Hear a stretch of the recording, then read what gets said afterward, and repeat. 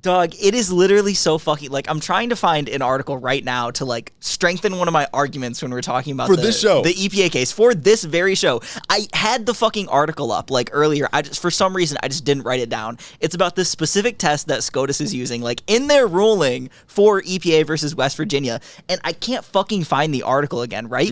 But when I do find it, I found it on my phone, but somehow I can't fucking pull it up on my laptop. Yeah. It's New York Times. I go on my phone, and I go to read it, and then bam, I get hit with their stupid fucking paywall that none of the conservative websites use. Not a single one. If I wanted to go and look at a New York Post article right now, I could do it any single one of them in their catalog. Yeah. If I wanted to look at a fucking Daily Caller article, bam, it's good. Daily Wire, they're chilling. They're actually giving it out for free on advertisements when I try to watch a Hassan video. I get so many fucking Ben Shapiro ads on my Hassan videos. It's ridiculous. Like, that is one of the biggest problems that I think the liberal side of the political spectrum has with, like, proliferating their media is everything's behind a fucking paywall. Like, and I'm seeing more and more news organizations do this kind of thing. Like, the Independent started doing it. I think the Times is just Time Magazine is starting to do it. New York Times, Washington Post has always done it. And, like, their information is usually pretty good. It has pretty good data. It has graphs that are very useful, especially when we're doing something like sharing a podcast and selling information to our viewers. When I'm trying to, give accurate information, I would like to go and get this data from journalists, because it's like, wow, the New York Times opinions pieces are fucking trash half the time. The regular articles are pretty good. You can learn a good bit, other than, like, the weird ideological slant when they're covering, like, Israel. Yeah. And whether or not the Israelis killed an American journalist usually is pretty good. No, like, the New York Times has a lot of great journalists that write a lot of good stuff. Yeah. But if you're going to put it behind a paywall, regular viewers or regular readers are going to pop into that and immediately tune out. I know.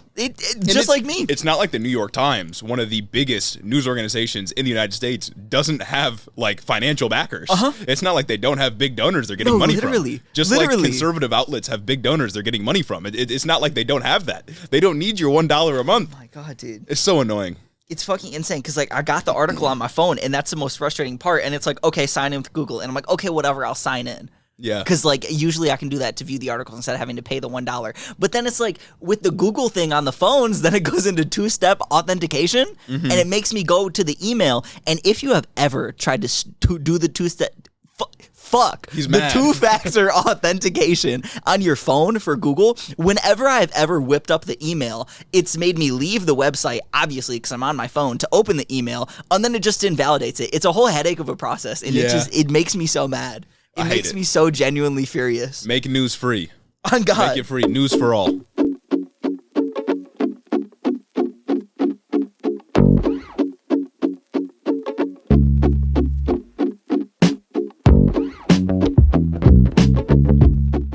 Welcome back to the show, everybody. Welcome back. Welcome back to a very special episode because although it is not to the date, it is episode 52. That's true. Meaning that's 1 year of Head in the Office. One consistent year of consistent drops on Wednesdays, except the one time I had COVID and we dropped on Thursday. One time we did drop on a Thursday, but it's still been an episode every single week for the last 52 weeks. Facts. If you count this episode. And we got an exciting announcement, but before we get to it, I want to remind you all to go check out the Patreon, YouTube, TikTok, Instagram, Twitter, Discord, our Extras YouTube channel. Check it all out. It's all in the description. To do all that. As we had last episode, we'll also have a bunch of abortion resources in the description as well, including some organizations you can donate to if you would like.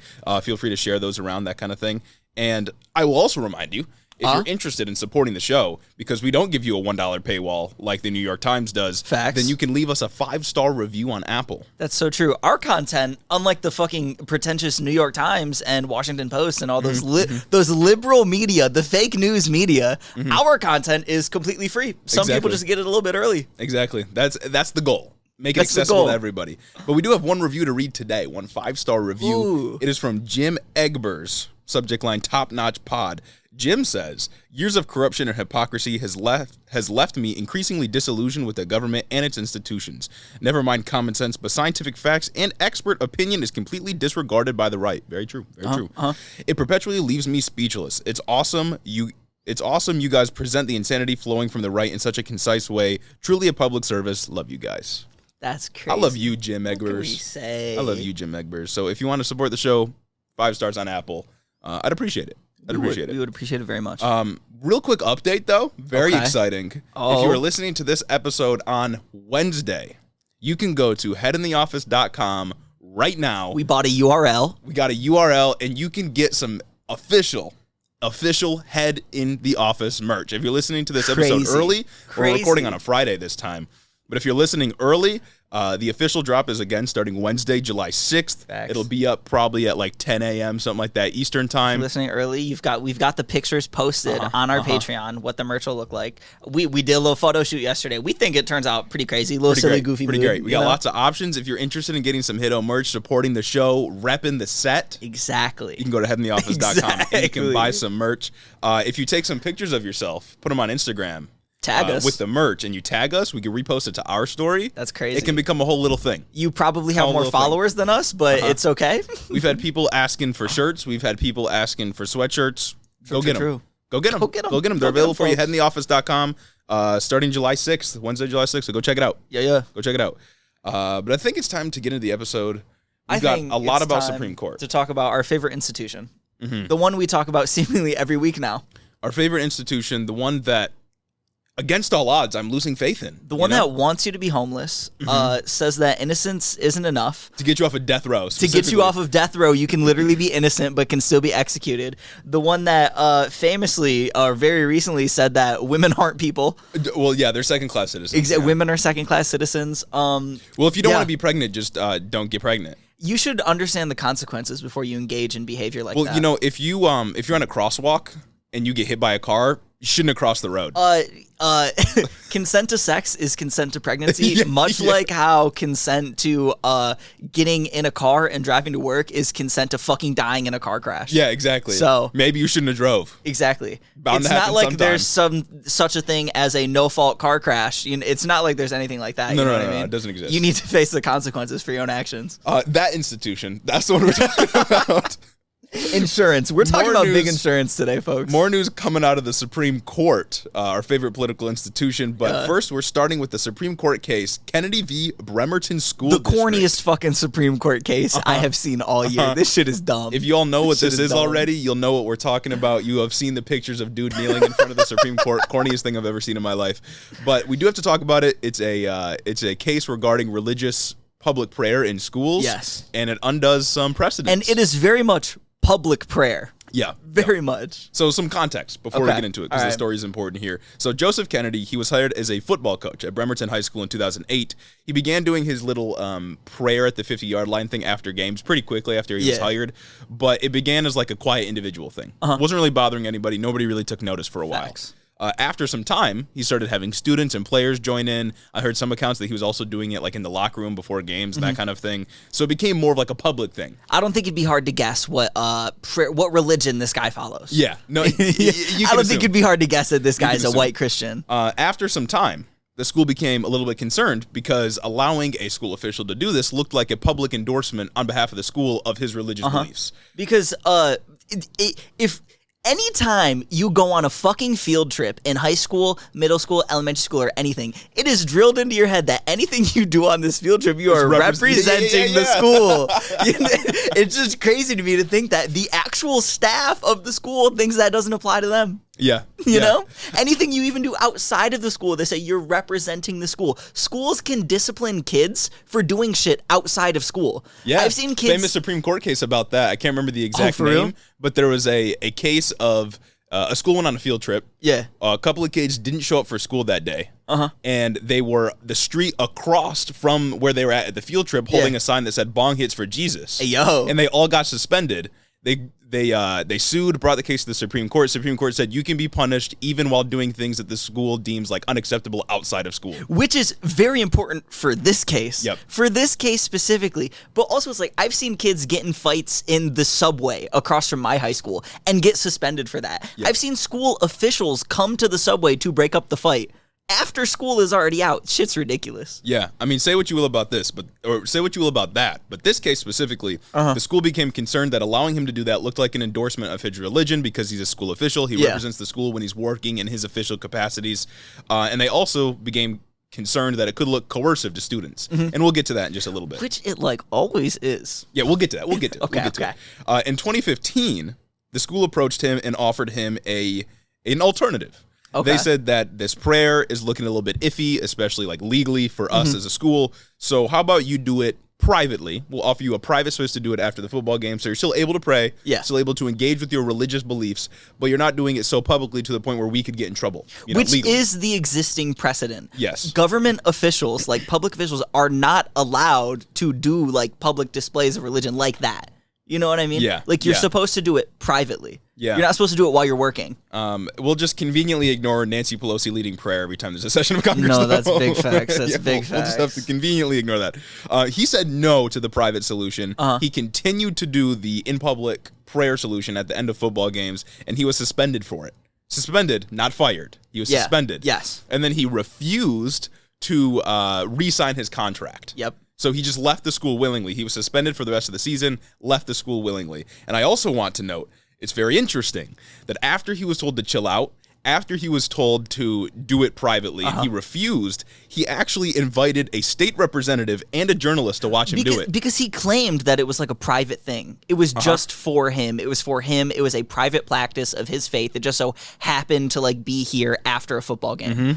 But then you invite a journalist out? And a state representative? Like, come on now. Come on now, that you're making a public show of it. No matter what, even if there was an argument for it being private before, it is now public. You are very publicly making a show of this. You're trying to start an issue. He's like a fucking 4chan troll. Yeah. So instead of seeking to re-up his contract, he decided to leave, and then he filed in court saying that the school violated his rights by suspending him. From CNN, I have a quote here. It says, quote, lawyers for the school district had argued that to the court that Kennedy's prayer practice was not private or personal prayer, but rather a ritual undertaken in full view of students that the school district was justified in restricting. And again, that is precedent. Schools, governments of any type are allowed to restrict their employees' public prayer or public expose of religion if they think it's going to represent them badly. Yes. It's happened all the time. Yes. And so basically what happened here is he filed in court saying it violated his First Amendment rights, freedom to religion, got all the way up to the Supreme Court, and the Supreme Court sided with him. Crazy. They sided with him. Crazy. Undoing literal, like, in some cases, decades of precedent. So the reason that I think, personally, it's unacceptable for school officials to take part in public prayer, and it's fine to do private prayer. Like, to be clear, I think it's okay if school officials are doing private prayer even while on the job. Yeah, that's like fine. If you're in your classroom, nobody else is there, or if he was doing it privately off the field after football games, whatever, I don't care. But the thing is, when it comes to public prayer, especially him being, one, a government official, and him being, two, a person in a position of authority over students, it becomes very coercive to students that are there.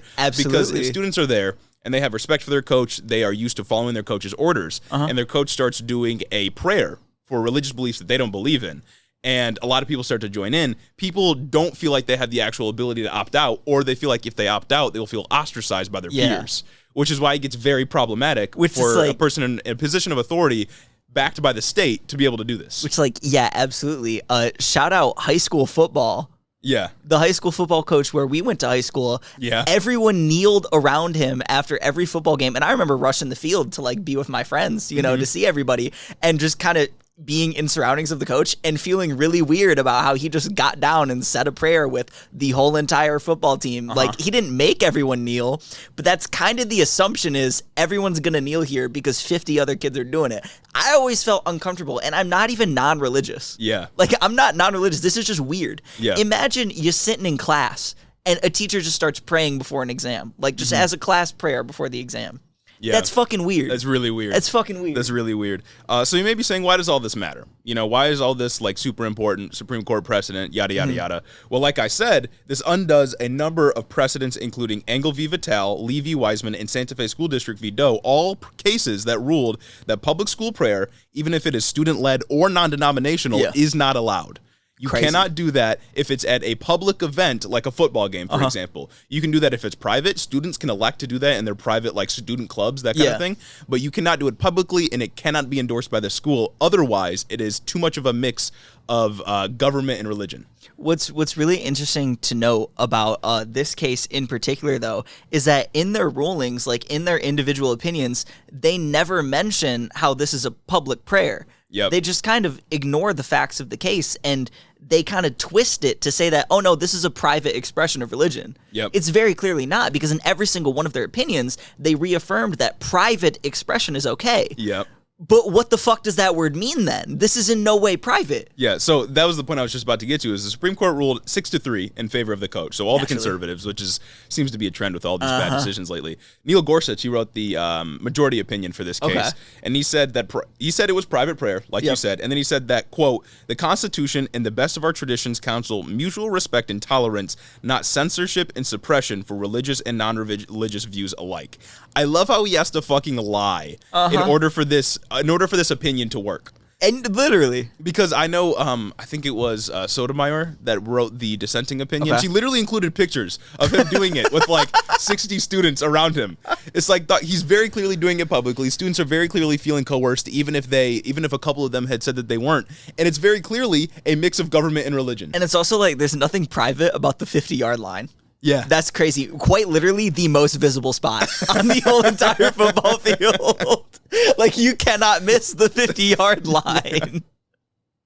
Also, I want to note that in his opinion, Gorsuch says something along the lines of like religious and non-religious views alike. He equates the two. Yeah. But I want to make an important point here that these two are not the same thing.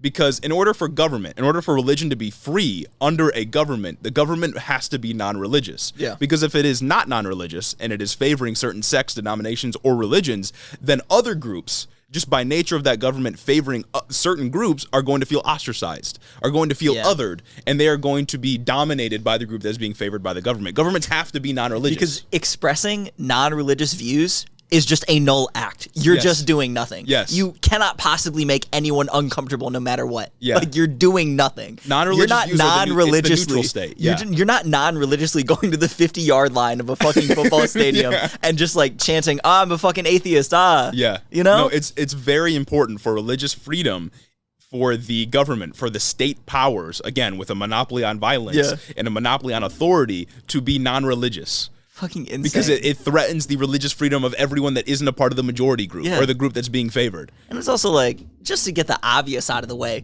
this case would be entirely different if the coach went out and he put a prayer rug out on the 50-yard line. It'd be entirely different. No one would even bat an eye. They would have shut that shit down so fast. Yeah. I can't help but think it would have absolutely been ruled differently if it had been like a Muslim coach out there. Oh, yeah. Or if it had been like a Muslim teacher in school that, again, did a prayer from, their religious texts before class started in front of everybody. Like, I feel like it definitely would have been different. Facts. This seems just a little bit like, what are people calling it? Christo-fascism or something like that? I don't know. I like that term. Anyway, the Supreme Court ruled in Engel v. Vital, which I mentioned earlier, that schools can't host religious prayers, even if it's optional, even if it's non-denominational, and even if there's no consequence for not joining it. Yeah. But this is exactly what dude was doing, which overturns precedent from before. And like, it's just in line with the Supreme Court going absolutely sicko mode on every precedent that they can find. Buck wild. On every single precedent that they can find. And again, it's implicitly coercive. It's a clear violation of the establishment clause that says you can't establish or you can't have too close of ties with religion and government. So that's fun. That's fun. But Mike Pence had something to say. Oh, yeah. Mike Pence said, quote, about this case. He said, quote, Americans of faith do not turn their devotion off and on like a light switch, and we must reject any attempt by the government to control private religious expression, especially those who call on their faith when answering the call to participate in public service. Goddamn, public service, being the football coach, being the local high school football coach. Not even that. It's like you can turn it off, though. You can. You could just not do that. Yeah. You could say a quiet prayer in your head. You could quietly bow your head over in the corner. You don't need to go to the 50-yard line. He's so fucking theatrical. Isn't there a whole lot of like quotes from the Bible about like being humble? Yeah, like humility and stuff. I mean, they miss all those though. So yeah, it's like you definitely can turn it off like a light switch. And even if I granted you the idea that religion is very tied in with who people are, so they can't necessarily take all religious parts of them away when they're operating in public capacities. Fine, whatever. Nobody's asking you to. Yeah, nobody's asking you to. All you have to do is not act like a fucking hooligan. They're asking you to not be dramatic, not be theatrical about your faith in public while you're a school official. Your faith does not require you to do that, big dog. Facts. While your paycheck comes from taxpayer money, you just don't have to be theatrical about it. Friend of the show, Lauren Boebert, had something to say too. Wonderful. She was given a speech at some Christian conference in Colorado. Okay. Going sicko mode. Was this the one where she said, the church is supposed to run the government, the government can't run the church? She said, quote, "The church is supposed to direct the government. The government's not supposed to direct the church. That is not how our founding fathers intended it." Dog. I think that's exactly how our founding fathers intended it. Dog, it is absolutely maddening to hear people on the right make appeals to the founding fathers in terms of religion and government without them understanding fucking anything. Oh yeah, I pulled up some historical quotes. I love it when they lie. I pulled up some historical quotes just for this section. History buff. Thomas Jefferson, famously, he said, quote, "Erecting a wall of separation between church and state is absolutely essential in a free society." Wow. It's almost as if this shit was decided 200 to 300 years ago. It's almost as if one of the big reasons, at least we're taught in schools, I don't know if it's 100% the reason, but the big reason we're taught that the founders came over here was to escape religious prosecution from a fucking theocracy. Not a theocracy, but you know what I mean. Yeah. A monarchy with very strong whatever the fuck they Religious were ties, undertones. Yeah. James Madison famously said, quote, "Religion and government will exist in greater purity the less they are mixed together." It's almost like the founding fathers that these right-wingers like to appeal to directly disagree with them. Oh, yeah. And it's also just a side note. The founding fathers all disagreed with each other. Yeah. There was 70 of these fucking guys. You think they really all thought the same things about everything? Yeah. There were 2 abolitionists there. Yeah. Come on now. What about them? I don't understand how these people, when they think about separation of church and state, somehow think in their brain oh, that means church is supposed to control the government. Facts. Dog, that's theocracy. What do you, come on. It's simple mental connections. That's all you got to make here. That's all I'm asking for. I love the Christian right. Yeah, I love it when the Supreme Court just undoes more of the separation of church and state. I absolutely love that. I love when they undo good precedent. Yeah. Just over and over and over, week after week. Speaking of undoing good precedent, we got another Supreme Court decision here we can briefly touch on. It is West Virginia v. EPA. Much more salient, impactful Supreme Court decision. Yeah. Kind of crazy. So in this court case, the court had just ruled, I think 6-3, that the EPA cannot set a cap on CO2 emissions from power plants. That's crazy. Which makes me think, what the fuck is the EPA meant to do? Doesn't the existence of the EPA necessitate that would be one of the EPA's powers? Yeah. You know what I mean? Especially when there was a previous case. Oh, God, do I still have it fucking pulled up? Oh, no, New York Times debacle again? No, we're good. A previous case, it was Massachusetts versus EPA, where the Supreme Court ruled in 2007 that carbon dioxide and greenhouse gases are air pollutants under the Clean Air Act, which was passed by Congress, and thus they can be regulated by the EPA. Yeah. So this is shitting on that precedent too, which already established the power. But a key point of their reasoning in this decision is that it's not explicitly written in Congress's powers they gave to the EPA. Yeah. What the fuck? See, and the thing is, the EPA has already been gutted over its career, its Trump existence. Destroyed the EPA. Yeah, Trump took a lot of hits to the EPA, and even before that, the EPA was already suffering quite a bit. It used to have this ability to where if there was some kind of oil spill or a pollutant that's thrown into the air in a state, the EPA was able to charge the state half of the cost of fixing all of that up. So that was a big way that they had a lot of the revenue come in, is they could charge the state and have workers from the state help them out. They can't really do that anymore. Crazy. It was a whole bunch of other things that the EPA is not allowed to do anymore, and now they can't even do the simple job of regulating CO2 emissions. Which was a power that they had. Yeah. They explicitly had, thanks to SCOTUS, that SCOTUS overturned. And to be clear, John Roberts said that Congress has to be the one to establish these regulations, and that the EPA doesn't have the ability to, quote, adopt its own regulatory scheme. Which they didn't. Yeah. Which will be very clear here. Yeah. They did not, the regulatory scheme they adopted was a carbon cap. Yeah. Was carbon cap and trade policies, which I would argue it doesn't take that much fucking mental gymnastics to say that, they have the power from the Clean Air Act, which we decided to regulate carbon emissions, that's a reasonable carbon emission regulation. But no. But no. Yeah, John Roberts basically said that it's up to Congress to fix climate regulations, which of course is just saying you're not allowed to fix climate regulations. Which is never going to happen. And it's like... Or you're not allowed to fix climate change because it's, again, not going to happen. I get it. On principle, we don't want these agencies to just be created and do whatever we want. We want there to be checks and balances. Yeah. But the point of talking about this is that the system of checks and balances is so fundamentally fucked up. It is completely unbalanced. SCOTUS right now with the current makeup can pretty much do whatever the fuck they want, right? And Congress is just fundamentally broken. The legislature as an institution is gone. It does not fucking work. It's fundamentally undemocratic. So how could there be any checks on this system when a huge part, 33% of it, explicitly doesn't work, and another 33% of it just implicitly doesn't work because of the way that conservatives have stacked the court? Yeah, and I get the argument that, like, we don't want the executive to become too powerful, but at the same time, like, if you accept the reality that Congress doesn't function, it's the fucking planet, dog. And also, like, it's like... Do we want to, like, have a habitable planet? That's like, another thing. We can't states' rights our way out of this one. When looking at cases like these, like, sure, you can set the precedent that Congress has to give powers to these things, whatever. Why the fuck did they take this one up in the first place? You know what I mean? There should be some thought. There should be some consideration into, like, all right, but is this really an issue? Yeah. Like, maybe this isn't how it's supposed to work, but it's working for the better, so maybe this one we should let it slide. Yeah. You know what I'm saying? Because it's like the EPA, kind of a good thing. Yeah. Carbon caps, kind of a good thing. Global warming, very bad. Very bad thing. It's like, what, like, I don't know what other question to ask other than what's the EPA for at that point? Yeah. Like, if you can't, and it's not even placing its own regulations. Congress gave it the power to do these things a long time ago when the Clean Air Act passed. Yeah. And the Clean Water Act passed. Congress Why are they not allowed gave it to the do power this? to do these things, and SCOTUS reaffirmed that power. But now SCOTUS is simply changing it. It's literally just like Roe v. Wade because the makeup of the court is different. There's a new ideological slant to the court, which is bad, which is gonna kill people, which is gonna pollute areas and unfortunately lower income black and brown people, minorities, are gonna be hurt more by this than anybody else. Which also, by the way, if we're talking about connections to Roe v. Wade, will hurt pregnant women. Yeah, if you literally. Funny enough,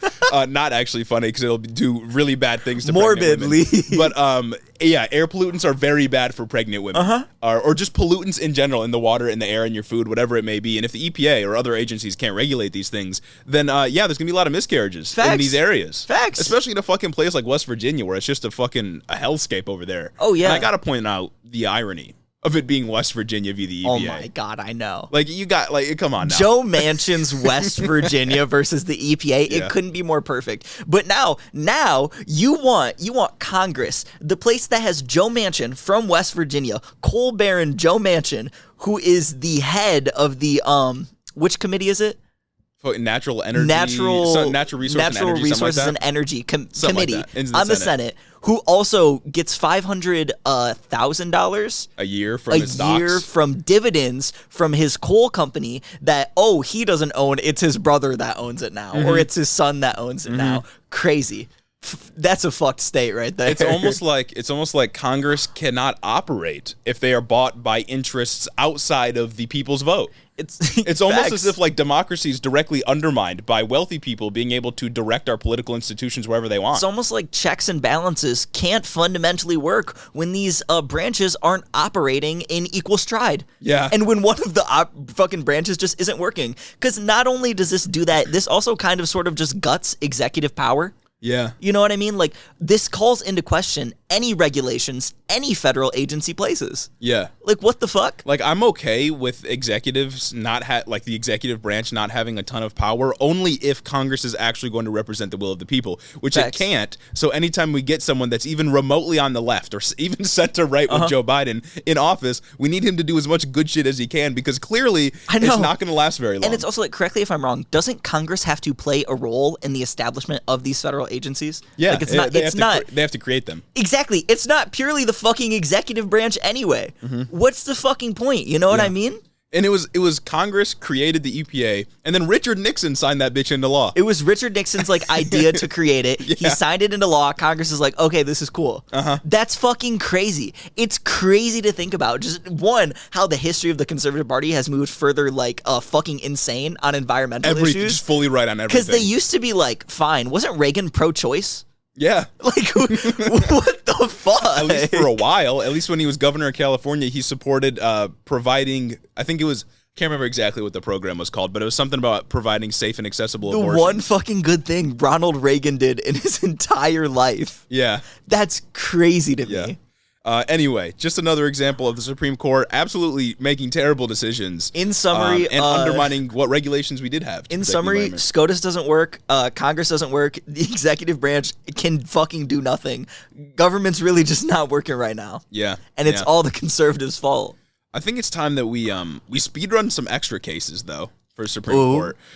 First, in Oklahoma v. Castro Huerta, the Supreme Court ruled that states have the power to prosecute crimes that happen on tribal lands, which directly undermines what tribal lands are able to do. Isn't the whole fucking point of tribal land that they're separate from all that? Yes. So I can't remember. I don't know the exact story, but it was something like on some tribal land in Oklahoma, which I think SCOTUS previously said like half of Oklahoma is tribal land, by the way. Okay. But in some tribal land, there was some crime that was committed against like a child or something like that. Okay. And then the Oklahoma state, like attorney general maybe, tried to do something about it. And then the tribal land was like, hold on. We have jurisdiction over here. It's literally been agreed upon by the federal government. Yeah. And then they appealed it all the way up to the Supreme Court. And the Supreme Court said, actually, no. Oh, so one, jurisdiction doesn't matter, and fuck the natives, I guess. Yeah. That's crazy. What about casinos? Fuck, bro, I don't know. Bro. Previously, tribes had the ability to prosecute crimes that happened on their land, even if it happened, even if it was like non-Native Americans that were doing the crimes on their land, they could prosecute those crimes because they have jurisdiction there. It wasn't the state's role to do that, but fuck that, I guess.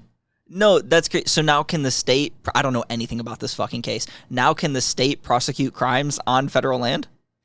No, on tribal land. Tribal land, that's what I mean. On tribal. It seems to be that way, which undermines previous Supreme Court precedent. Then are they going to go after fucking casinos then? I don't know. That's the only reason casinos operate in half these fucking states, because gambling is illegal largely. But they operate the casinos on tribal land. Are they just going to be picking and choosing what they prosecute now? I fucking guess so. I love it, bro. I fucking guess so. I love when we take away rights from marginalized groups. It's actually really cool. It is. Anyway, another Supreme Court case that we can talk about really quickly is, this is a banger of a name. Biden v. Texas. Biden v. Texas? Yeah. Oh, the Supreme Court actually came through with a rare W, 5-4 decision, and they said that Biden can end the Remain in Mexico policy. Wow. Which is really good. Remain in Mexico policy, famously the policy that sent non-Mexican immigrants back to Mexico. Yeah. Pretty bad policy because there's no reason we need to keep people out while they wait for like their visas to go through or whatever. No facts. So that's good. That is good overall. That's a very rare Supreme Court W in these cases. Out of like the 70 opinions we got over the last few weeks, this is like the one good one. This still doesn't counteract, what was it? They also ruled that Biden could uphold Title 42. Yeah. It still doesn't counteract that one, Not but I at guess all. It's a step in the right direction. Oh, was it the Supreme Court that said that, or was it a lower circuit court? I thought it went up to the Supreme Court, but it might have just been like the fucking Ninth Circuit or something. I don't know, whatever. But then back to bad cases. Before leaving for the end of their summer session, the Supreme Court agreed to hear one more case that'll take place in the fall. Okay. It's called Moore v. Harper, and it's the case of the North Carolina gerrymandered map, which we actually talked about before. Oh. That was the map that got rejected by the North Carolina Supreme Court. They said that's not okay because, you're breaking down the racial vote. You're putting them into separate districts to dilute their vote. You're literally discriminating based on racial lines, which was outlawed based on another older Supreme Court case that I wouldn't be surprised if that precedent gets overturned. But here's the thing, is that the Supreme Court, for a very long time, refused to hear cases about gerrymandered maps. Okay. Because their position was always that we'll step in if we need to, but this should just go back to the states because it's a states issue that they need to deal with. Yeah. And this is the one thing I can almost understand being a states' rights issue because it literally just is the state, like the map like of the state. Like it only affects the state. Okay, yeah. For the most part. But the Supreme Court scarily enough, agreed to hear this case, which makes me think they're going to side on the side of the North Carolina Republicans who want to just fucking destroy any power black voters may have in their state. Because, why else would they hear the case? You know what I mean? The state Supreme Court already did the fucking thing. Yeah. What? Yeah. Fun stuff, people. I really love it when gerrymandering is going to be protected by the Supreme Court now.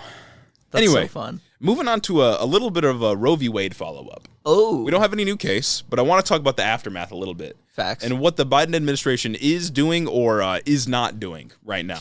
Mostly not doing. Yeah, so a bunch of progressives have called on Joe Biden to take steps to protect women's health using federal powers, using the executive branch, the power of the executive branch, right?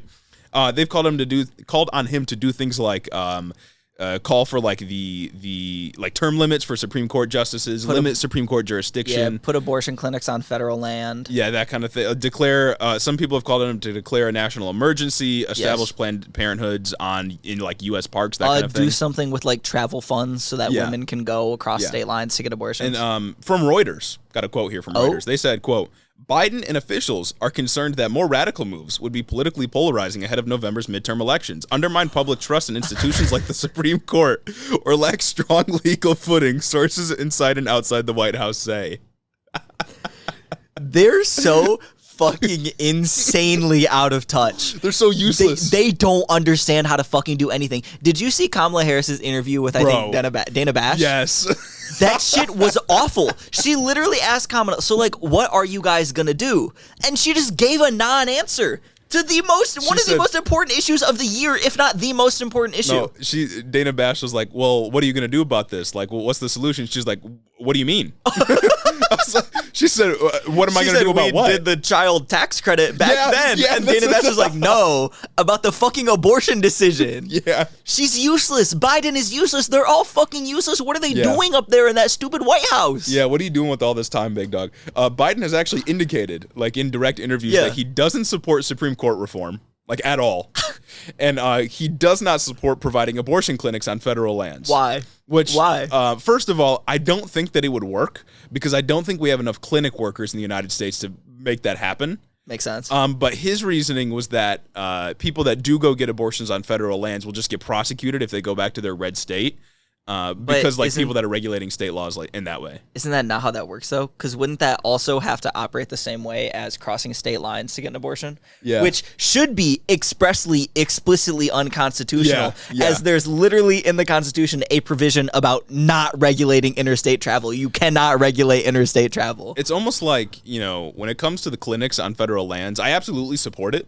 In theory, I definitely support it, and I want them to at least try. Yeah. But it's almost like a Medicare for all infrastructure would be really fucking useful right now. Big facts. It's almost like if we had, an entire department in the United States government that was dedicated to providing healthcare to Americans for free, we'd have a pretty easy time handling this crisis. It's almost like it would be very easy to get the money to the women who need it to cross state lines to go to another place to get an abortion. It's almost like you could do that through the insurance that Medicare for all would provide. That's crazy. Yeah. That's crazy. Sounds like that would be a really great solution. It sounds like, having mobile clinics like that, just pop up within a day would be really easy. Facts. You know how cool it would be for Joe Biden to protect abortion clinics with the fucking military? You know how cool it would be for Joe Biden to do anything about this? Bro, they get mad when they're asked to do their fucking job. Kamala was so fucking, oh my God, bro. That interview was literally painful to watch. When a CNN anchor is getting mad at you for yes, bro, dodging the question. They're paid to be nice to you. About a very liberal issue too. And you got nothing to say about it? You're doing nothing? How do you expect anyone to come and fucking vote for you? Bro, all the legwork, all the people who are voting for you in the fall are going to be voting for you because of people like us that are going out, that are telling you to vote for them. Because we actually tell you what we actually have solutions that we try to advocate for. We have things that we advocate for wholeheartedly, earnestly. And they're just out here just fucking charisma sucks. Bro, it's a slam dunk on these fucking issues too. Yeah. On Roe v. Wade, it's just a slam dunk. Even if you want to say, have a milquetoast response, you can just be like, this won't actually ban abortions. It'll only hurt low-income women the most. It's not really going to stop abortions from happening. And also, I believe women have the right to choose. Bodily autonomy is very important, blah, blah. You could just go on and on about that. For real. But no, they like don't have anything. Nothing. They had 2 months to prepare any sort of like media response to this as well. They could have been running those fucking questions for 2 months. They knew this was coming. Dog, I don't know why every time they have the chance, they aren't just dunking on Republicans so fucking hard. Oh my God. Like you need to, every single time you were in a press conference, getting asked questions by reporters in an interview, whatever. Joe Biden, Kamala Harris, every single Democrat right now needs to be like, the Republican Party is taking rights away from you. This is something we've been saying for literally a year. Yeah. Literally since the very first episode, we've been saying this. The strategy, bully them. Just talk shit. Get on there, get on your platforms, and talk shit. Because that's what Call they do it to you. out. That's what they do to you. Exactly. They say you're murdering babies. And it's crazy. The only thing that Joe Biden is doing about this fucking crisis is appointing a pro-life judge. Yeah. He's appointing a pro-life federal judge in a deal with Mitch McConnell. Didn't he? Yeah, he announced that he was appointing some pro-life judge, some right-wing judge, the day before the Roe news dropped. Yeah. In a deal with Mitch McConnell, because the deal was that if he does this, Mitch McConnell will stop trying to block any of his court appointments. Which is a lie. Which he's lying. Which is a fucking lie. Just a complete lie. It's like, it's so easy to just rhetorically push back against these narratives. Oh, yeah. Like, all you have to say is, like, well, actually, it's more risky for you to be pregnant than for you to get an abortion. Like, it's actually more dangerous for the woman. Women are really going to suffer because of this. Republican Party is taking your rights away. Yeah. They can't even do that. Like, the most powerful people in the world. In the world, dog. The leader of the free world, as they like to say. It's bad out here, people. It's bad out here. I'd rather them do I'd rather them fake, at least pretend to do something, take the most outlandish response that they know is never going to work, than do what they're fucking doing right now. Because it's crazy. Yeah. Like, you can't tell me there's not any, like, federal money lying around that they can use to just, like, buy contraception. All the money that they're fucking sending to Ukraine. Like, we support the people of Ukraine, right? Of course. But we're sending a lot of money over there. We are sending a lot of money over there. And we could just get it in an instant, You know how cool it would be if Joe Biden got, like, a fucking brand deal with Trojan? That shit would be hard. That'd be the coolest commercial Joe Biden of all endorsed time. by Plan B? Yeah. That's crazy. That's crazy. That would be so... You can't tell me that there's not some extra federal money lying around that we can use for that. You know what I'm saying? Literally. And, like, I've seen some liberals talking about the Hyde Amendment. You know what that is?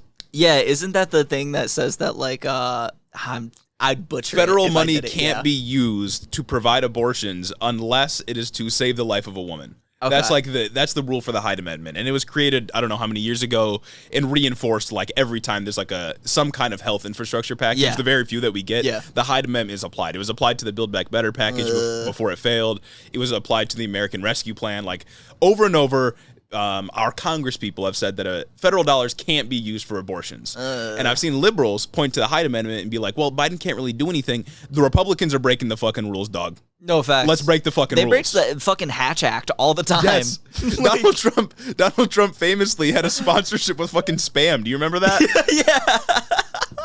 He posed with a can of Spam and just smiled. No, yeah, it's crazy. They break the Hatch Act all the time. They break campaign finance rules literally all the time. Donald Trump stole from his supporters, and I know what you're saying. You don't want to be as bad as them. But we're talking about people's rights and people's health. No. I'm okay with breaking the rules if it means we can beat them. My enemies are ontologically evil. Therefore, any act I do against them is justified. And it's like the Hyde Amendment's stupid, dog. Like, there's no reason for it to exist. No, big facts. It's, again, a virtue signal. It's a compromise with pro-life people. Break it. What are they going to do? Which is dumb. You command the army. Like, what? Exactly. Who's going to hold you accountable? You have literally set up an infrastructure to where you can't be held accountable. Use it. Use it for good for once. You think, like, for example, or just like for a moment, try to picture a universe wherein Donald Trump is like aggressively pro-choice, right? Yeah. And then the party in opposition to him restricts the right to choose, or the Supreme Court says like, oh, well, you can't have abortions anymore. That dude would mobilize the entire fucking military. Oh, obviously. To have abortions be available to everybody in the country. He would set up abortion clinics on federal land. Like, he would. Have Joe Biden have Joe Biden go to like a Planned Parenthood or some like, I don't know, women's reproductive health center and start handing out Plan B, start handing out free contraception. Like, at the very least, that would be good optics. No, there's literally charisma sucks. They have no fucking soul. They are shallow husks of what a human is. Like, they are literally their fucking wax sculptures at the Ripley's Believe It or Not. If you saw that picture, that's all they are. They have no fucking soul. I'm so They sick, don't know dog. how to do anything to save their ass. I don't like hire us to be Biden's communications team or something. Facts. Like all we got was like a statement, 2 interviews from Joe and Kamala, and like that's it. Like what are they really doing? No, we got that. We got the statement. We got the Kamala interviews, and we have Nancy Pelosi's fundraising emails. Oh, that like are the same level as like Kevin McCarthy's fundraising emails, which I know I said I wanted in earlier pods, but not for this issue. I didn't want it for this issue because I know it's a fucking lie. She's like, give me $15 right now. You see the most recent one? Was it the one I asked today, you on actually. Monday? Yes. I asked you on Tuesday. I asked you on Wednesday. I asked you on Thursday. We have a fundraising deadline tonight, and we need to at least get, what, like 1,800 more donations or some shit like that? Give us your $15 now. Yeah, and it was like, if you don't do this, bad things are going to happen. It's the same thing. It's the same thing that Donald Trump did. Yeah. Like, do you remember that? Back when he was like, if you don't give me money or if you unsubscribe from, like, giving me money monthly, then you don't really support Donald Trump. Uh-huh. Like, they're fucking playing us. It's like, bro, I told you I wanted your fundraising emails to, like, sound better, but one, not for this issue because you're literally just lying to people. You're saying bad things will happen. The bad things already happened, and you are actively doing nothing to do it. And there's no fucking way that you could win enough seats in the House and the Senate in November to ever be able to do something about this. Dog. So fuck off with that one. If I was just a regular person that wasn't involved in politics, that had like a happy life, you know what I'm saying? Yeah. If I was just a regular person not involved in politics, and I got an email from Nancy Pelosi's Gmail account, and it just had the default profile picture, so it just said N, and it was fucking some red text that said, I asked you Monday. I asked you, I would immediately tune out of politics. Like, at least when Kevin McCarthy sent his when I was signed up for them for like a couple of weeks, there'd be like a cool graphic. There'd be a graphic that it was like a manila envelope that said top secret on it. Or there was one that this message is going to blow up. Do something like that. Yeah. Or at least like, I don't fucking know. At least advocate for giving money to abortion organizations or something. Facts. Like, just be a little bit more on message, for fuck's sake. Because, like, where's this money going to go? And the fundraising email dropped like 30 seconds after this. Like, they were ready. Like, the intern was just prepared, waiting for the news to hit, waiting for his phone to ding. They had it pressed drafted. enter like, as soon as like, he saw think it. about that. Like, they had to have had it drafted, yet it couldn't have been better. They couldn't have come up with something better. Like, think about it. 2 months ago, when the news dropped about the leak, Nancy Pelosi and her team, like, their first thought had to have been like, all right, draft up some fundraising messaging. Like, Jesus Christ. Like, let's not move to protect rights. Let's not go on to codify things like Lawrence v. Texas, Griswold v. Connecticut, etc., to ensure that those rights aren't next.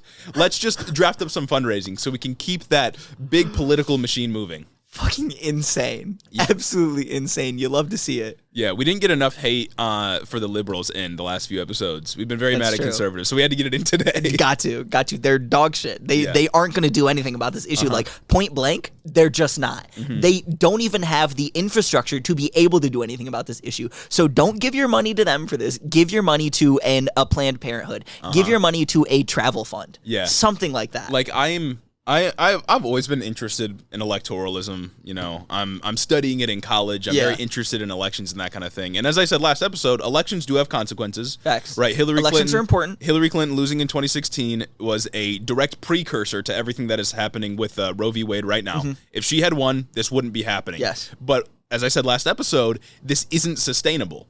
Because what's the solution here? Like, we try to keep Republicans from power, and if they win a trifecta once, it's over. Everyone loses rights. Like, this isn't a sustainable effort. At this point, you have to get involved with local organizations and prepare for the onslaught of civil rights that Republicans are going to perpetuate. And it's just also wild because with the messaging surrounding, if Hillary would have won, none of this would have happened. There is also the shitting on like non-voters. You know what I mean? Without ever attempting to even understand why they didn't vote in the first place, which is just one of the Democratic Party's greatest sins is they fucking hate you. Also, I can't express how bad of a political message it is that, like, hey, if you vote for me, you won't lose rights. Like, that's all you got? Right. That's all you got? Right.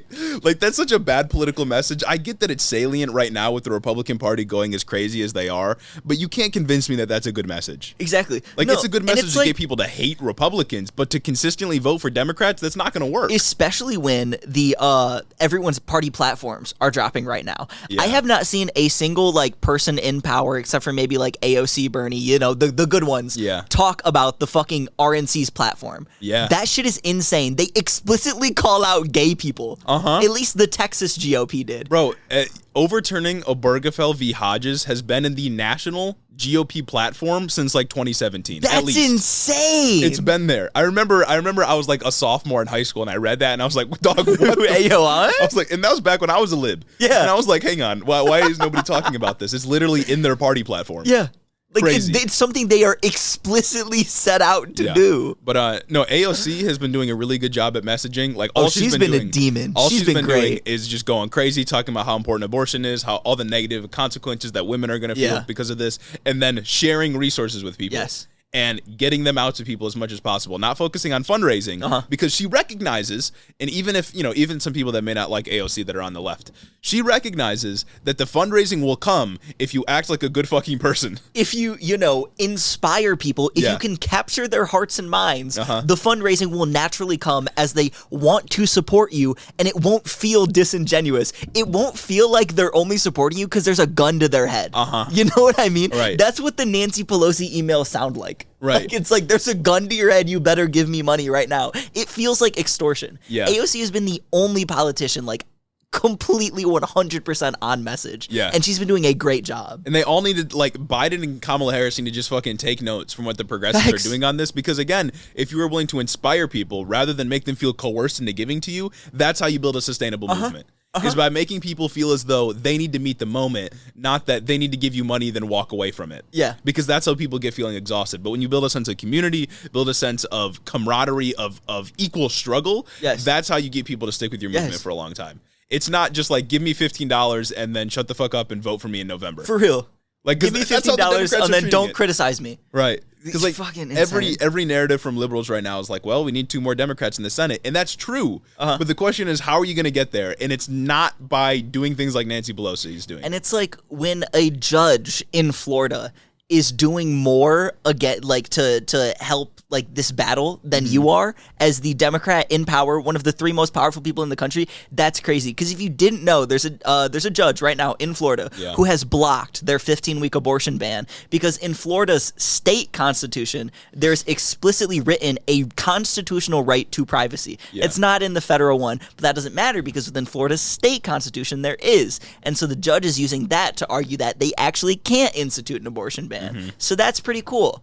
That's great, actually. Finally, some good news coming out of Florida. Yeah, and I don't expect that to be commonplace. Oh, don't expect it to be commonplace? I wouldn't even expect it to stay. Because the Florida Supreme Court is going to do some fuck shit, or Ron DeSantis will just amend the Constitution. Yeah, on his own, probably just fucking write a new Constitution He'll just do it. And like, and the truth is like, if revolution isn't going to happen, right? If we're not about to overthrow the United States government and establish, like a new People's Democratic Republic or whatever, if that's off the table and we're working within the existing structures that we have at our disposal right now, the only solution is, well, I guess 2 solutions: voting in progressive candidates if you still have Democratic primaries coming up, and then focus on local organizing. Like, that's all we can do.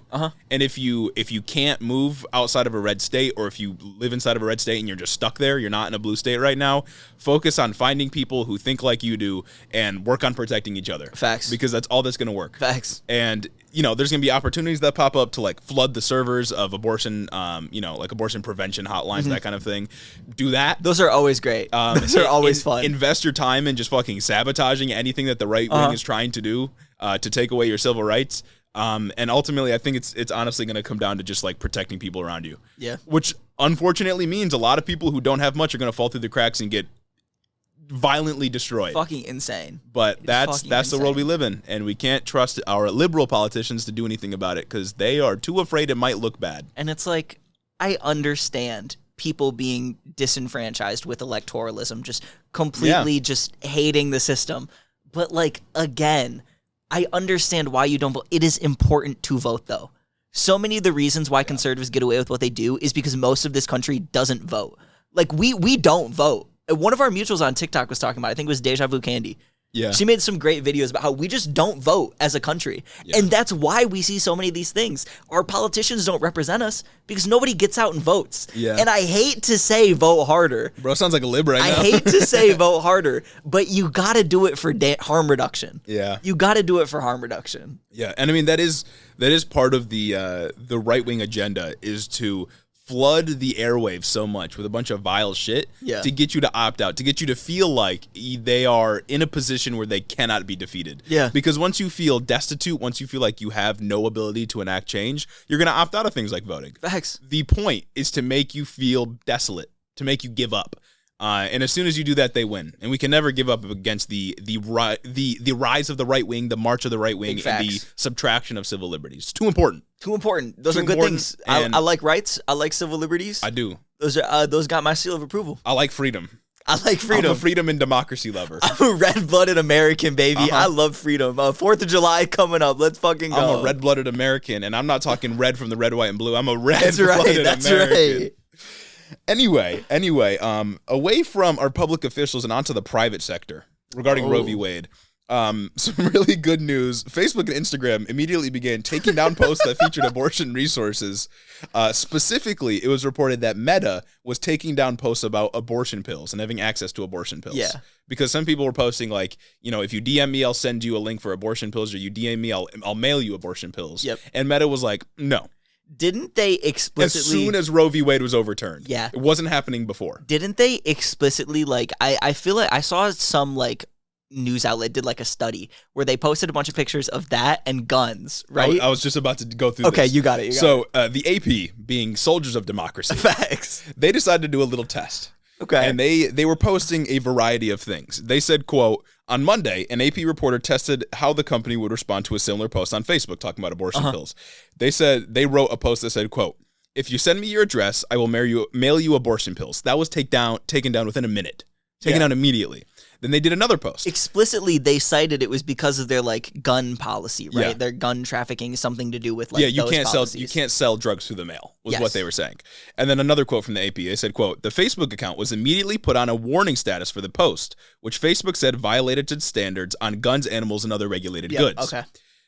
Yet, when the AP reporter made the same exact post and swapped out the word abortion pill for a gun, the post remained untouched. A post with the exact same offer to mail, quote, weed was also left up and not considered a violation. That's crazy, but big tech, am I right? Yeah. Big tech, they're super left-wing and liberal, right? If you weren't following the plot here, somebody put a post that said, you can buy abortion pill from me through the mail. They took that down immediately. They made a new post, you can buy a gun from me through the mail. And Facebook left that post up. What the fuck? I love it. I love it so much. I love big tech. Weed, too, by the way, is federally illegal and still illegal in many states and cannot be sold via mail. Yet that post was able to stay up. Yeah, it's but big tech with though. that, explicitly they had to have put up a trigger for anything that mentioned abortion pills. Yes. Fucking wild. Yes. And I get some companies are nervous about what it's going to mean for them if they're operating in red states, but Facebook is a giant, or Meta, I guess, is a giant company that is basically unregulated by the federal government, basically unregulated by many state governments. Senate testimonies that have gone fruitless. And you would think that the right wing loves free speech, so they would, be okay with people selling abortion stuff or talking about abortion stuff on social media. So there's really no reason for them to do this. Insane. And it's unclear if this was even an intentional thing or if it was just an automatic thing based from their algorithm. But as soon as Roe v. Wade was overturned, this began happening. That's so fucking you got to think that wild. a flip was switched or a switch was flipped or something like that. You know what I'm saying? Yeah. Yeah. Oh my goodness. Anyway, that ends our little section on the Supreme Court. It also ends their term for the summer. So no new opinions will be dropping for at least a little while until the fall. For a couple months. And also, Ketanji Brown Jackson's on the bench now. So That's everything facts. is solved. Everything is solved. Things definitely won't stay exactly the same. Yeah. So through no fault of her own. Stephen Breyer seems great. just swore her in the other day. Yeah. A couple of days ago. So she takes his spot now. Stephen Breyer stepping down. Which means that it's still going to be 6-3. It's crazy. Wow. Again, not Jackson's fault. Not her fault. She seems great. No, yeah, I like her. She seems great. Very qualified. Overqualified. Overqualified for her position. Yeah, but not great. Not a great few weeks from the Supreme Court, if I do say so myself. What a run. What a fucking run that little Supreme Court term was. Endless content. One of the best in history. I actually rigged the Supreme Court to give us the most amount of content. So it's all my fault, actually. Holy shit. Moving on to some STATEWATCH, a new section here. All right. Kind of what we've already been doing, to be honest. But we'll put a name to it. Yeah, this was a group of stories that didn't fit in election news, didn't really fit in any other category, but have to do with recent events and things we want to cover. So it's some STATEWATCH. Okay. The first state we got here is Texas. There's a lot of good coming out of Texas all the time. Two stories from Texas, both really great, as you can imagine. So a few days ago, Texas Attorney General Ken Paxton said that he would have no problem defending sodomy laws if one was put in place in Texas. What? He said, quote, "My job is to defend state law, and I'll continue to do that. That is my job. If it's constitutional, we're going to defend it." No, okay, like, hear me out. Tell me that's literally not the Nuremberg defense. Yeah. I was just following orders, dog. Like, that's literally the Nuremberg defense. If someone is ever saying, like, no, that is wrong, that should immediately spark a red flag. Bro said if gay sex is made illegal in the state of Texas, I will use the entire force of the state to ensure that gay men go to jail. As one of the most powerful people in the state to defend this law, no matter what. No matter if it is unjust, it's my job that it doesn't get more bootlicker than that, honestly. Imagine invoking the Nuremberg defense. Yeah. Well, apparently, I mean, in their mind, if it's constitutional, it must be moral, apparently. But of course, when Roe v. Wade was in place, they were still passing laws that restricted abortion rights. Yeah. So even though that was unconstitutional. Well, you see, he's the Texas Attorney General, not the National Attorney General. Thank you. Oh, yeah, of course, because federalism. Exactly. Federalism. States' rights. Federalism is when no more gay sex. Oh, shit. Pretty clear-cut statement, though. That just shows, that's what's next. That, like, we don't even have to speculate anymore. That's crazy. We don't have to speculate. They're just out and proud about it, too. Yeah. They're just licking boots right there. The whole boot is in his mouth. It's in his duodenum. And, like, I want you all to imagine just for a second the current state of police forces in the United States. In a lot of states, very bad, very overreaching police. And they have access to a lot of monitoring and surveillance systems. They have riot shields. They look like they are a standing military when they get out there and protect the Supreme Court from protesters, right? Yeah. They look like they could fight a war. True. Imagine that police force in Texas. Yep. Being used to prevent you from having sex with the people you want to have sex with. Imagine that police force going undercover on Grindr. Going undercover on Grindr to find anyone who would ever do sodomy. It's like when police departments are like, "Oh my God, how did our cop get high on fentanyl?" No, because I think explicitly there was a John Oliver section about this. John Oliver, great, we love him, friend of the show. Where he went over how cops explicitly, while they're undercover, they have immunity from like engaging in these things. Yeah. So he went over specifically instances of cops in investigating prostitution rings, and they just go and they enjoy all of the services that these sex workers provide, and then fucking put them in cuffs. Yeah. Because they're doing research, they're gathering what they should charge them with. Can't wait to see all these straight cops on Grindr just getting ready to figure out who they need to arrest for sodomy. Yeah, like just imagine modern day police forces with all the billions of dollars they have, with all their modern surveillance systems, preventing you from who you want to have sex with. That's wild. Preventing you from your sex freedom. That's what this is. That's fucking And if that's insane. not a restriction of civil rights and civil liberties, I don't know what is. You love to see it, I don't know folks. what it is. That's Nuremberg defense and just straight cops all in one. Yeah. What a story. Well, I mean, it is July 1st. It's not Pride Month anymore. That's true. So I guess that's allowed. Also in Texas, though, some more terrible news. Last week, 51 migrants were found dead in the back of a truck trailer. That shit was absolutely fucking insane. Yeah. And I saw one of the fucking right-wing pundits, it was either Ben Shapiro or Steven Crowder, talk about, wow, if Biden's open border policies weren't so open, then maybe this wouldn't have happened. No, you fucking idiot. It is the exact opposite. Yeah. If they were actually lax immigration policies, they wouldn't feel the need to crowd themselves in one of these trucks. They wouldn't have to pay a smuggler to bring them across with 50 other people in the back of a truck trailer and then die from overheating. That is fucking insane. It's just fundamentally insane. Now, they do not live in the same reality. Also, it may have been Ben Shapiro or Steven Crowder that said it, but someone who also repeated that same remark was Governor of Texas, Greg Abbott. Oh, that was literally what he said. He blamed Joe wow. Biden for open border policies, which logically doesn't even make any fucking sense. No, literally. Because if you had an open border, why would anybody smuggle themselves For in? fun? Yeah. For fun? Like if it was open border and immigrants were just flooding in by the millions, you could just do it without needing to smuggle yourself. But if you had a strict border policy to the point where you couldn't get across in a reasonable time and keep yourself safe without smuggling yourself, then that's what you're going to be forced to do. Which is crazy because this happened before Stay in Mexico ended. Yeah. This happened before the decision on Biden v. Texas.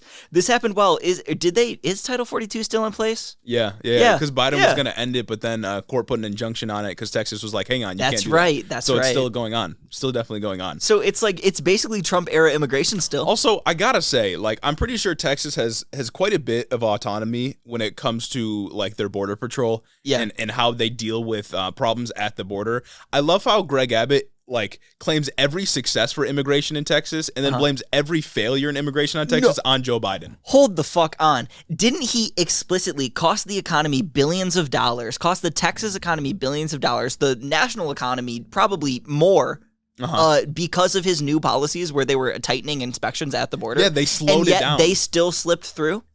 Fucking insane, right? Isn't that on you? Yeah. Isn't that kind of on you for not catching that? That's what I'm saying. Like, he claims every victory for himself. He says he's going to set up an international transportation system to get brown people out of my state. And then when one bad thing happens, which is just a really bad thing, things are happening at the border all the time, in fact. When something bad happens, he blames it on Joe Biden. You love to see it. What a baby. What a fucking child. What a fucking baby. Oh, my God. Doesn't make any sense whatsoever. But moving on to Florida. Hold on a minute. Oh. Another Texas story that we haven't talked about. Have you seen the growing movement from within Texas to fucking secede from the Union? Yeah, didn't Ted Cruz sign onto that plan? Bro, what? What? There's a actual, like, legitimate fucking movement inside the people in power in Texas to straight up secede from the Union. Yeah. The second time Mexico would have seceded from a country, mind you, because they originally seceded from Mexico to keep slavery, and then they joined the Confederacy to keep slavery. You know, I must say, it would make winning the Electoral College a lot easier if we didn't have Texas. Facts. They could take their electoral votes. There is millions of people in Texas that would suffer, so we should not let that happen. There are good people that live in Texas. Millions of innocent people, abuelas that are in Texas right now that don't deserve to suffer. There's no chance that Texas would ever win, like, a civil war to succeed. No, there's definitely no way. Not. It just would not happen. They would be crushed under the thumb of the state. Yeah. Well, I mean, I'm not confident Joe Biden would lead that war very well. Because he'd be like, well, Jack, I don't want to be too partisan. I don't want to be too radical or polarizing during these times. I bet SCOTUS would sign off on it, though. Although it's expressly unconstitutional to allow a state to secede, I bet SCOTUS would sign up on it. Like, opposed to what a nation is. Exactly. Definitionally, I'm pretty sure enshrined in the Constitution is that states do not have the right to go away. Like, you are a part of the country, whether you like it or not. Yeah. Civil War Part 2, apparently, the South is about to get swamped again. So, I guess we'll see. So I've got something to say. Yeah. Moving on to Florida, though. Okay. Another episode of State Watch for us. They thought that since Pride Month is over, it's time to just crack down on the LGBTQ. Yeah. They said it's July 1st. It's time to cause some trouble. Wow, they're just like all the corporations. I wonder if Raytheon's still selling the gay socks. Yeah. Anyway, what I'm referencing, though, is that the Don't Say Gay bill, being a law, of course, is now having its full effects shown. It is being actualized. It is being realized. Its effects that we all knew it would have. Yeah. So what's happening is in Orange County, which is 3 million people just about. One of the largest school districts. One of the largest school districts in the most country. awful school districts in the country, like with regards to politics. Where's in Orange County the school district during COVID to just straight up say that no kid can wear a mask? Yeah. Yeah. Well, it's because having a kid wear a mask is child abuse, but forcing a kid to go through the pregnancy that they have because they were raped is not child abuse. Ooh, and also forcibly outing a child to their homophobic parents, that's not child abuse. Oh, it might cause child abuse, but, like, that's not my fault. That's on you. That's not on me. Anyway, in Orange County, because of the new law, because of the Don't Say Gay bill, teachers are being prohibited from wearing any rainbows at all. Love it. Even on their lanyards. I was looking at, like, the press releases. Like, literally, you can't wear rainbows on your lanyards. They can't have pictures of their same-sex spouse on their desk. Fucking insane. And they can't use children's preferred pronouns, even if the parents use those pronouns themselves and they say it's okay. Fuck parental rights. That doesn't seem very parents' rights of them. And of That's course, just not. Yeah, of course, as Gage said, teachers are required by Orange County to out students if they come out to the teachers. As they have to out their students if they come out as gay. Fire. So they got to out their teachers because parental rights matter a lot. Parents need to know about that. But they also they can't use preferred pronouns even if parents say it's okay because the state said that's not allowed. So parental rights, wild. I guess. Almost like that's all just a virtue signal, and you're dumb if you believe it. Yeah. Crazy. Yeah. I can't even express, I feel like all of these policies, like the don't say gay type bills. But it doesn't say don't say gay in it. Well, did you read the text of the bill? It doesn't explicitly say don't say gay. I'm sorry. It says you can't talk about sexual orientation. I feel like a lot of these don't say gay bills stem from this idea that conservatives have in their mind that more gay people being around in society today, or just being more prominent in society today, is because of some fucking policy decision. They think it's Democrats creating new policies that are making new gay people show up. They've literally never heard of the left-hand rule or the left-hand test. Yeah. It's literally like you see left-handedness rise throughout history because left-handedness used to be stigmatized. We used to make kids learn how to write with their right hand and not use their left hand. It's something we just used to do. Right. And now you see more left-handed people. Has there been a policy push for more left-handed people?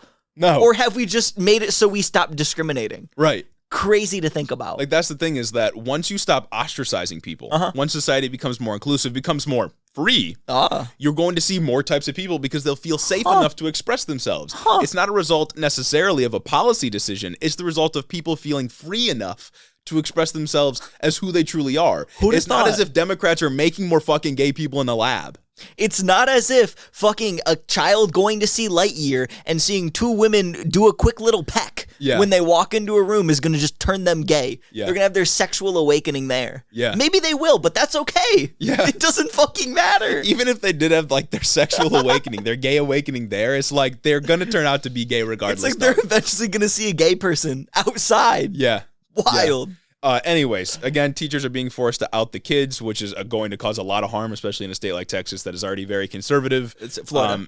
A state like Florida that is already very conservative. Obviously, we've talked about this a ton, but, if parents have a predisposition to hate gay people, could be a very bad home environment. Speaking of Florida, call back to the beginning of the episode. The corny coach that won his Supreme Court lawsuit, he lives in Florida. Yeah. And he said that if he won, his case, he'd go back and apply for the job again. What a petty bitch. Yeah, I would hate to be playing football there. That's crazy. Some school officials have said that this is an extreme interpretation of the law. Yeah. But they said it's necessary because if they don't get so extreme with it, they're probably going to face some type of litigation, or they run the risk of teachers losing their teaching license because they don't know what rules are going to be interpreted super strict. You know what I mean? The vagueness is the point. It's meant to scare you into submission. These laws, the don't say gay type laws, are so vague so that you don't even try to express any amount or to teach any amount of sexual orientation or to teach anything about gay history or to teach anything about kids being comfortable as themselves. That's the point. That's fucking insane. Is to prevent you from even thinking about touching on the topic. Oh my goodness, bro. Yeah. Yeah. Oh my goodness. You gotta love that, right? I love the law. As soon as Pride Month is done, just going crazy. And the law was actually, it was set to go into effect on July 1st. Really? Isn't that funny? I'm surprised it wasn't, oh God, when June 1st happened, didn't Ohio, isn't that when they decided to roll out their PP inspection bill or some shit like that? That's ridiculous. It was when it was introduced, yeah. Yep. But it would have been really funny if they, not funny in a good way. Yeah, funny in a bad way. It would have been really funny if they would have put the Don't Say Gay bill to go into effect starting on the date of the Stonewall riots. Oh my God, bro. Not funny haha, funny I'm gonna cry. Yeah, the Stonewall riots literally happened because gay people were gathering in public and the police were like, that's not allowed. Yeah. We're gonna brutalize you for being gay. And now we've come full circle. That's crazy. Now gay people can't have sex anymore, apparently.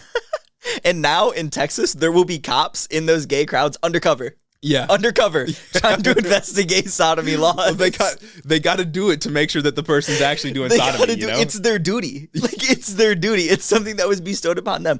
They didn't pick it up. They were called to it, you know? I'm really glad that children are going to be safe in the classroom now from all these gay topics. Facts. Guns, I don't know, but gay topics, at least. You know, they'll be very safe and secure. They won't have to deal with the gays. Pictures of a husband and a husband just in suits or just chilling. That's scary. That's scary. Masks, child abuse. Learning about gay stuff in class, child abuse. Getting shot in school, not child abuse. Getting shot in school, and then learning this week, having new information come out that the big reason why the cops waited 77 minutes before they went into the room to try to save all those kids was because they thought that the door was locked and they were trying to get a master key.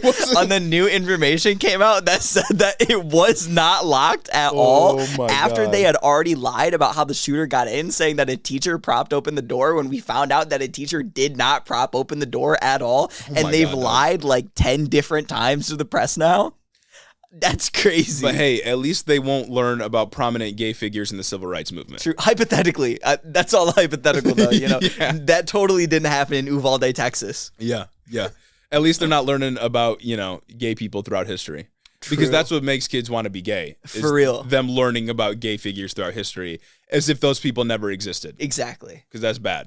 True. Anyway. Moving on to some election news very briefly. Two stories out of Illinois. All right. Quick wrap up. First one is an update on a previous story that we did on the Illinois Republican primary for governor. Oh. We have a winner. Oh, we do? Darren Bailey. Which one was that? He's just a fucking basic dude that he was the one that wanted Chicago to be cut off from the rest of Illinois. If you all remember, Darren Bailey, he won the Republican primary for governor, meaning that he's going to go on to face the Democrat and incumbent J.B. Pritzker in the fall. That's so funny. He won the election with a commanding majority, 58% of the vote out of about 1 million votes. And right before Election Day, a couple days before, maybe like a week, Bailey secured an endorsement from Donald Trump. Naturally. Which I think might have been what put him over the finish line there. You think so? Pretty crazy. I low-key feel like Trump just kind of is, at this point, latching on to the candidates that he thinks going to win. Yeah. To make it look like his endorsement means something. Because why wait till this late in the race? Yeah. Like, why wait till like a week before? I mean, we were looking at polls back during the episode that we talked about this primary, and it was pretty equal. Like, Darren Bailey only had like 28% of the total out of like the... That's facts, yeah. Out of all like the 5 candidates or whatever.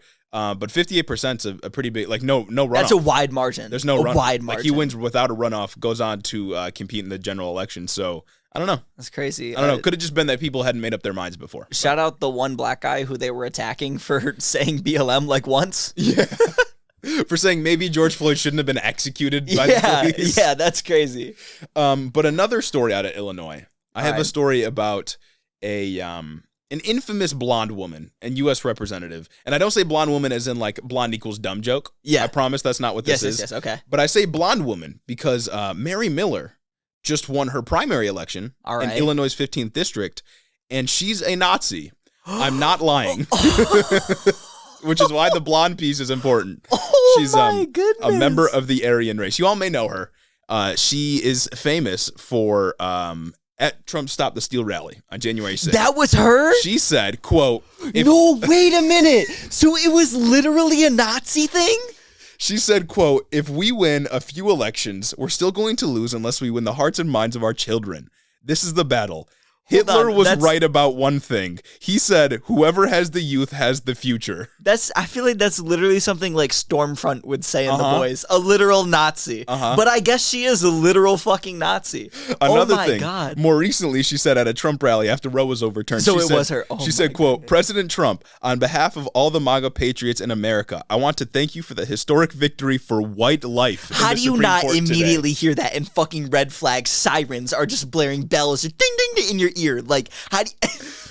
Oh my God. Like, how is she taken seriously? How do we take any of these fucking people seriously? Yeah. And anyone who would even remotely ever associate with them. Right there, white life? White life. That is just so incredibly mask off. After all the arguments we hear from right-wingers talking about, like, how, like, well, a disproportionate of black babies are aborted every single year. Why don't you care about that? They just mask off, come and say, like, oh, but it's a victory for white life. Like nobody thought like, hey, yo, maybe you should chill out a little bit. Yeah. Maybe you should just say life.